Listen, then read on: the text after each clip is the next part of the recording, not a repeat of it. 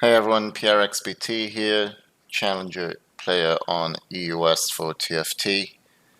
Uh, Today we'll be doing a video on the Void plus Sorc build path. It's one of the most popular iterations of the Void path, and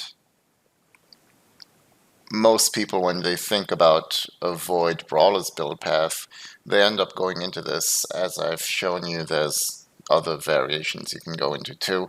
This is the most popular variation right now. Before we get into it, if you watched all of the previous videos, I would like to congratulate you and thank you. I'm sure that you are already a very good player in TFT, or if not yet, you will become one. That being said, if you haven't watched them and you want to learn about the openers, about the early game, and about the other variations, which are assassins or hyper carries, then I would recommend you to go back and watch them. Anyways, let's start with the Void plus Sorc variation. So this is the Void plus Sorc variation, standard variation. This would be the full combat level 7. While you're leveling up, you're usually going to be having an Ari to carry you through the early to mid game with a Luden's Echo. And you might end up putting up a Morello's on her. Static Shiv also works well on her. Items such as Ionic Spark, Shojins can also be good on her. But otherwise you mainly want a Luden's Echo on her in the early game. Morello's and GA, you can put on either one of Vi or Cho'Gath. Usually now it's going to be Vi because you get Vi earlier, and Vi is very powerful in her own right. However, maybe late game you can put them on both. But right now Vi is the primary person to use a Morello's in general, just because you get Vi earlier and you can 2-star her much earlier. So you want to be dealing a lot of magic damage, and this is the early game full variation, where at level 7 you're going to have your Warwick and Ahri. Warwick gives Ahri attack speed, which she does scale off of pretty well, especially if she got a static shiv on her. In this variation, we got a TF. TF can be switched out for Lulu. It's going to be either TF or Lulu. It doesn't really matter. You're usually going to end up selling this TF or Lulu anyways. What you want to keep in mind is Aurelion Sol. Because this team comp right here, it's good. It's going to do quite well in the mid game. However, you're not going to be able to win with this. What you need in order to win is you need to get Aurelion Sol. And not Aurelion Sol 1. You always keep TF or Lulu in the arena until you upgrade Aurelion Sol to 2 stars. Very important. Do not just pop Aurelion Sol 1 in, because even like TF 1 or Lulu 1 will be as good as ASOL 1. Like, you need ASOL 2. ASOL 2 is a huge upgrade though. ASOL 2 does tons of damage. And this is why we put Aurelion Sol items onto TF. Over here I put a RFC, although it doesn't need to be RFC. It could basically be anything that works well on him. RFC works well on ASOL to keep him in the back so that ASOL can just keep his distance. His ult goes across the entire map. It could be a Rage Blade. It could be Shojins. Seraphs, like anything that allows him to ult more frequently will be good, and AP will be good too, just to give extra damage. It's gonna let him kill not only the squishy targets with his ult, but also the tanks even. So you want to have an item holder for ASOL. As for Ahri, in some games you'll sell her late game, in very many, I'd say in most, you end up keeping her. She's still quite powerful late game. I prefer Ahri 2 over Karthus 1 all the time now. If we can get Karthus 2, then yeah, that's great, but that won't happen very frequently. So this is the final early mid-game, let's say, the mid-game final variation of the Void Sorcs. Most people know this, but a lot of people actually have problems transitioning this into later variations. And if you want to win the game with Void Sorcs, that's what you need to do. You need to transition into Asol, and in you could do that at level 7 just by putting Asol in and putting the items onto him. However, you have stronger variations at level 8, obviously. So let's get into level 8 variation.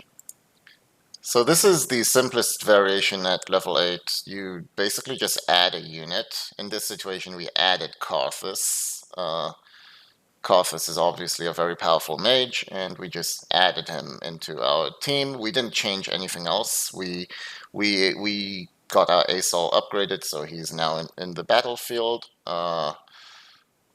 We got our 4 brawlers, the same 4 brawlers as before. Nothing else changed other than adding Karthus.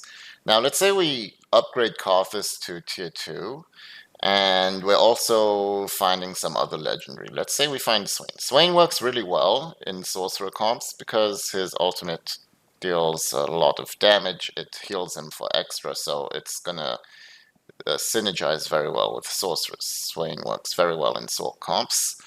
But you could also even just find a Kale or a Yasuo. Like any of these legendaries could also work. So let's say in addition to Karthus, you find another legendary. This is a situation where you may want to get rid of your Ari, keep Karthus, and then use one other legendary. So in this situation, we got Swain. So at level 8, this is one of the simplest transitions you can do. You can put in Karthus when you find him. If you upgrade Karthus and you upgrade another legendary, not going to happen too often. That's one of the situations where I'd throw Ari away and bring in another legendary. So this is one of the simplest additions you can make at level 8. It's going to boost your power. The key, again, is Aurelion Sol. Aurelion Sol is going to be key in you upgrading your power. So throw away that Lulu or TF that you're putting items on earlier and put them onto Asol. He's going to be your big carry in the late game. This is another variation that you could do at level 8. Again, very powerful. And it's a bit tougher of a transition because you're getting rid of 2 of your previous brawlers. You're getting rid of Vi and you're getting rid of Warwick. And what you actually transition into 3 Shapeshifters. Once again, you got Asol upgraded here. I would suggest to try to upgrade Asol at level 7 already. It's just, in general, going to be better. Asol is one of the harder units to find, but it's fine if you're healthy to just hold on to level 8 and wait until then, obviously. Anyways, so in this variation, we're going for 3 Shapeshifters. We get rid of 2 Brawlers in order to find 3 Shapeshifters. We always want Shyvana. Shyvana is going to give the Dragon bonus, which makes your carries magic immune, basically. In this situation, Asol is the primary beneficiary of the Dragon bonus. You get rid of Vi, and you can switch Vi's items onto Swain. Swain uses Morello's plus GA very well as well. Like, these items also work perfectly fine on Swain. Hextech Gunblade, Shojin's Warmogs, they also work very well on Swain. So, yeah, you bring Swain in. And Gnar would be your third shapeshifter, very powerful shapeshifter in his own right. You might maybe put a static shiv on him. Like, if you find, again, Karthus 2, then you can bring in Karthus 2 for Ari. However, in this variation, since you're not just adding a 4th sorcerer, I would rather keep Karthus 1 on the bench until you upgrade him, and then once you upgrade Karthus to tier 2, put him in for Ari. And this is probably the strongest or one of the strongest variations of the Void Sorc team composition. And then you can put these items that Ari has Maybe she had a Shiv, you can put it here, and then you can put Morellos and Ludens onto Karthus. Quite simple and very powerful. So you need to upgrade your team from the original Void Sorcs into a future variation at level 8 in order to win the game. Like, you don't just sit on this, basically. This would be a final variation of the Void Sorc. It's not my preferred one because I prefer to have a front line. I prefer to have 4 Brawlers or 3 Shapeshifters, which make up another front line. Over here, you're going to be lacking the front line. It's basically you get rid of the 2 Brawlers, and at level 8, you'll have room to put in 6 Sorcerers.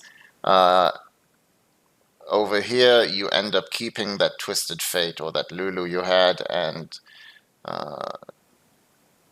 because of that, he needs to keep the items, which won't be too big of a problem. If you had items on Twisted Fate, it's not going to be too big of a problem in this variation because Twisted Fate will provide all the mana with a blue card to Karthus and Aurelion Sol. Now, this isn't my favorite variation because, again, it lacks frontline and it kind of relies on getting a blue card. It's a bit more RNG in that way, since you won't be putting items onto ASOL or transferring items onto ASOL. You need to pick up new items now all of a sudden, so that's not as great. However, 6 Sorcerers does give a big boost in damage from 40% spell power to 100% spell power. So it's another variation that you could switch into in the late game. That's going to be it. I think the important thing is just know who to put your items on in the early game and switch from this early game comp, which is a full level 7 early game comp, but you need to know how to transition out of it. You need to keep in mind that this Lulu, who you've been putting items on, or that Twisted Fate, who was carrying your items in the early game, you're always going to switch him or her out for Aurelion Sol in the late game once you upgrade Aurelion Sol. Make sure to upgrade Aurelion Sol first, and then go into one of these 3 variations that you want. Thank you for watching, guys. This is going to be it for my guide on the Void game tree. It was pretty comprehensive. If you have any questions, just let me know, and I'll try to keep making some content for you guys. But right now, I spent a lot of time making videos. I want to get back to streaming and playing a bit. Thanks for watching, guys. Bye.